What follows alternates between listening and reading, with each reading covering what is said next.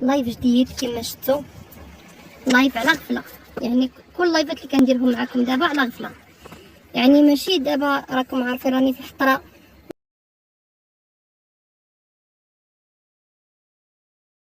ولا راني في العرس ولا راني في شي بلاصه اللي هي خاصني ضروري نكون قاده ومزوزه ولابسه ونكون احسن لباس لابساه. ولا راكم عارفين قلب الام سيكون مرفوع، لا قلبها ولا عقلها كل شيء. السلام عليكم ورحمة الله تعالى وبركاته. كيف لاحظنا إخواني أخواتي، هذا فيديو ديال مباشر ديال ناموسة، نتوما كتعرفوها شكون هي، اللي جات كتكلم على انها هي ماشي في الحطره، يعني غير دايره الذوبات ومزرزره وخارجه دايره لايف ديال 44 دقيقه وكثر، ومخليه ولدها قتلك في خطر عمليه مستعجله، خارجه كدير تسول الكتروني. التسول الالكتروني اللي صبح عبر سوبر شات، واللي ولينا كنشوفوه يعني فين ما كان شي واحد بغا يتسول عوض ما يخرج للزنقه ويجلس يعني قدام شي جامع، كيجي اللايف المباشر وكيدير التسول الالكتروني، وباش بولادهم يعني بحال داك المتسوله اللي كتكون كتسول في الزنقه، كتجيب جوج دراري ولا واحد كتقيل بها النهار كامل وهي جالسه في الشمس وكتعرضوا للخطر. حنا كنعرفوا المتسولين واخا ما كيكونوش عندهم الدراري كيكريو الدراري وكيجيو كيبقاو يتسولوا بهم، وداك الولد كيتعطى السيرو ديال النعاس، كيتخلى النهار كامل ناعس وهي كتسول. فما كاينش الفرق ما بين التسول في يعني على الارصفه وقدام بيبان الشوامع والتسول عبر الانترنت او بالالكتروني. فهذه طريقه جديده ولينا كنشاهدوها، اللي بعض الامهات منهم هاد الناموسه اللي كدير تسول الكتروني وكتطلب للناس يساعدوها، رغم انها هي مزره بالذهب، عندها الطوموبيل، عاد شرات الارض وشرات الدار، يعني لاباس عليها ما محتاجاش، وهي كتقول كتبكي وكتشكي وكتطلب من الناس يساعدوها. يعني هذه ولات واحد الاسلوب جديد ديال التسول، وبين قوسين ربما حتى العمليه اللي كتقول بان ولدها دار العمليه فتعطينا الدليل بانها عملت العمليه. ما كاينش عمليه، ما كنشوفوش دليل، هي دائما كتصور لنا الكبيره والصغيره، ولكن دابا ما شفناش شي حاجه يعني مسجله، كتورينا غير الدموع ديالها كل ساعه بانها ام مكلومه، ام مظلومه، تم الحجر عليها. فخصنا حتى حنا نقولوا لها فين هاد الولد اللي كتقول نتينا مريض، وعطينا شواهد بان بصح كاين في السبيطار. فهاديك الورقه اللي جابت باينه بانها ماشي صحيحه، فتجيب لنا الدليل بانها كان ولدها في السبيطار وديرنا تصاور.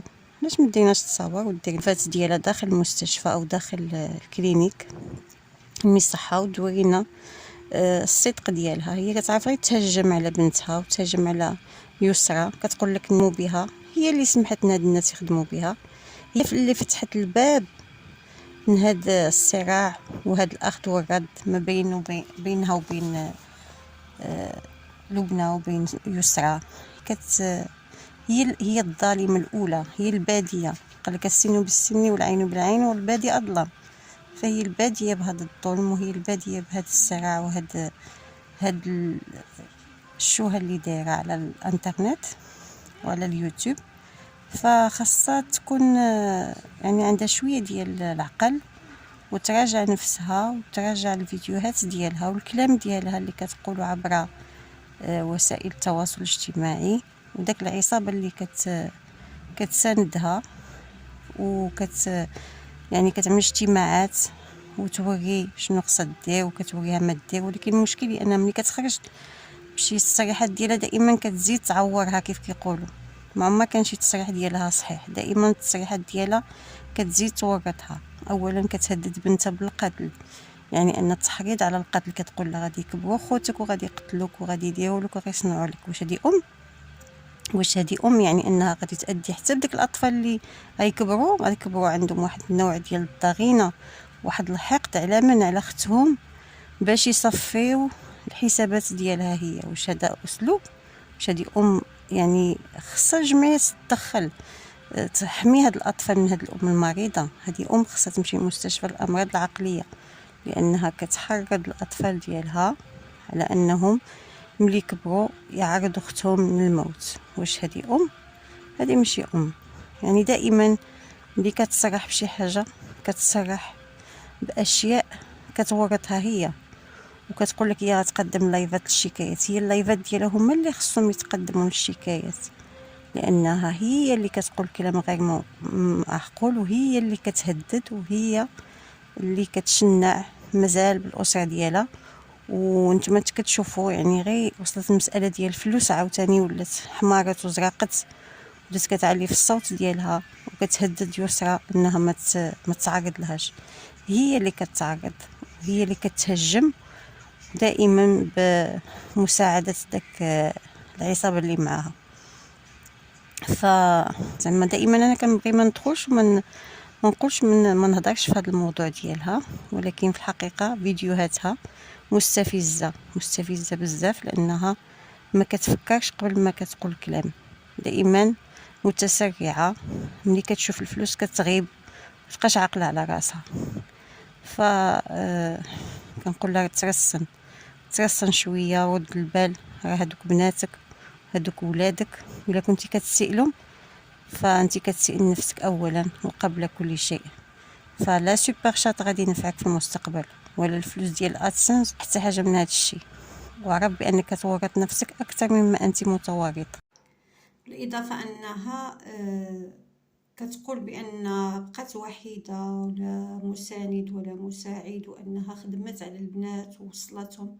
صحيح انها عملت هذا الشيء كامل في واحد المرحله، لكن جات واحد الوقت اللي كان المفروض انها تستمر وتحاول تحل المشكل بواحد الهدوء بواحد الرصانه. جاتها الدوخه ديال الغيره، حيت هذا الشيء هذا ما كانش قبل ما يتزوج بوكريشه. مجرد انه تزوج جاتها واحد اش غادي نقول لك هيستيريا، فمبقاش كتعقل على راسها ودخلت في واحد الصراع، حتى انها يعني عطات تهمه كبيره، ماشي كبيره يعني اكثر من كبيره، واحد التهمه اللي خطيره من البنت ديالها ومن الزوج. علاش؟ باش تنتقم منهم بجوج. الاولا لان البنت تفاهمت مع يعني زوجة الاب، والزوج لانه تزوج عليها. يعني مساله باينه. واخا كنعيا ونحاولوا اننا نلقاو لها شي مبرر، بعض الاحيان كنبقى نتفرج لها في الفيديوهات ديالها. يعني هذا الفيديو اللي كانت كتحدث على مرض ديال ادم، والله الا بكيت معاها، بقات فيا وبكيت معاها. ولكن بعد داكشي مشيت كنتفرج واحد الفيديو، جبرتها كتهجم على بنتها وكتقول لها خوتك غادي يذبحوك وغيديروا لك وغيصنعوا لك. قلت مع راسي شنو هاد المراه هادي؟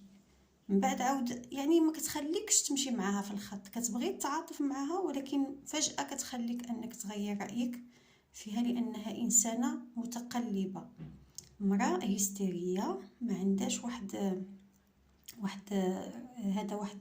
القرارات الصائبه، واحد الركيزه. دائما كتجبرها متقلبه، هي كتقول هكذا ومن بعد كتقلب هكذا، وسهله ان الناس يتلاعبوا بها. وهاد الناس اللي موراها، اللي هاد الكفار، هاد الظالمين، يعني كيستعملوها كأداة باش يخدموا بها. هما اللي كيخدموا بها، هما اللي كيزيدوها العافيه، هما ما باغينهاش تصالح مع ولادها، هما ما باغينهاش. يعني كانت يسرى هي غاده في الطاكسي فرحانه عليها، يعني خايفه، ولكن في نفس الوقت عندها واحد الامل انها غادي تمشي وغادي تشوف خوها وغادي تصالح مع الام ديالها. ولكن ما خلولاش الفرصه. يعني قلبوا سعاد على بنتها باش ما تصالحش معها. هذا هو اللي كاين. واخا كتحاول، واخا هي سعاد سهله، يعني الناموسه سهله انها يعني تاثر، ولكن كيجيو دغيا وكيقلبوا لها راسها، لانه هما ماشي في الصالح ديالهم تماما يكون الصلح. هما خصهم هذا المسلسل يبقى طويل، لان هما كيستافدوا. هي مسكينه باقا حمقى وكتقول لك كيخدموا بها. اللي كيخدم بك هما اللي يزيدوك العافيه، هذوك هما اللي خدامين بك. وانتي باقا ما عارفاش راسك. واش غادي نقول لك؟ تراجعي لان غادي يجي واحد الوقت ما غتلقى حتى واحد. شتي هادوك اللي داوك العافيه والله غادي يخليوك، غادي يديروك بحال الشيطان نهار اللي غادي يتبرى من الناس اللي تبعوه وقال لهم انا بريء منكم، هكذا غادي يوقع لك وغتلقى راسك بوحدك. اسمحوا لي مشاهديني على هاد التدخل، ولكن كان لابد، لان خاص يعني اللي كيكون كيهضر خاص اللي كيسمع يكون بعقله. فكنتمنى ان هاد التدخل يكون في وقته، وكنتمنى ان هاد الام يعني تعمل عقلها. ودائما كنقول الاسره المغربيه تحافظ على الهدوء ديالها وتحافظ على رصانه ديالها مع الولد ديالها في التربيه، ونكونوا دائما قرابين من وليداتنا ونسمعوهم وما نخليوش البراني يدخل بيناتنا، لانش الاسره هي عندها خصوصيه وعندها واحد قداسه خصنا نحافظوا عليها، ونحافظوا على الاسره المغربيه كيف ما كانت وكيف ما تربوا والدينا والاجداد ديالنا، وحنا بيدنا خصنا نخليو هاد التربيه ماشيه، بالعكس خصنا نطوروها الى الاحسن. ودمتم في رعايه الله، الى فيديو قادم ان شاء الله.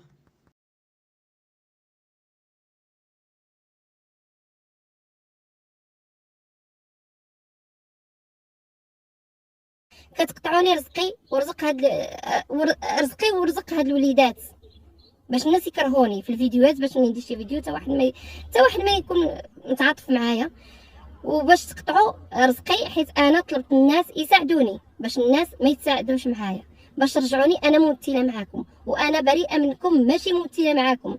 فحيدوني عليكم، بعدوني من القاموس ديالكم.